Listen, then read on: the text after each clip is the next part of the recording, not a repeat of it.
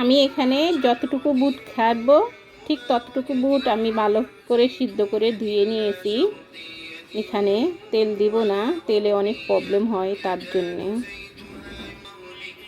দিয়ে দিচ্ছি। এখানে এখন 2টা মরিচ ভালো করে দিয়ে দিব, কারণ মরিচগুলো ঝালের জন্যে কম মরিচই দিব, এই দুটাতেই অনেক ঝাল হয়ে যাবে। মরিচগুলো ভালো করে ভাঙিয়ে নিয়েছি, দেখতেই পাচ্ছেন। পেঁয়াজ কেটে রাখছি, এখন পেঁয়াজ দিব।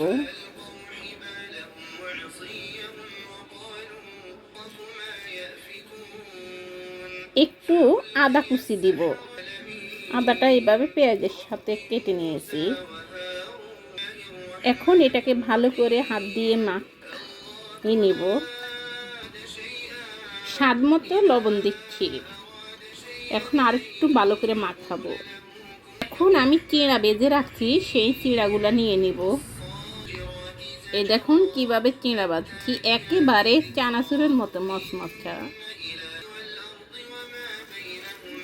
এখন ভালো করে মাখিয়ে নেব। আবার সবশেষে দিয়ে দিব একটু মশলার ফাঁকি, সেটা হচ্ছে এই বাজার ভিতরে যে মশলাগুলো দেয়, এই মশলাগুলা যেমন চটপটিতে দেয়, চানাচুর বাজাতে দেয়, সেই মশলার পাউডারগুলো দিব।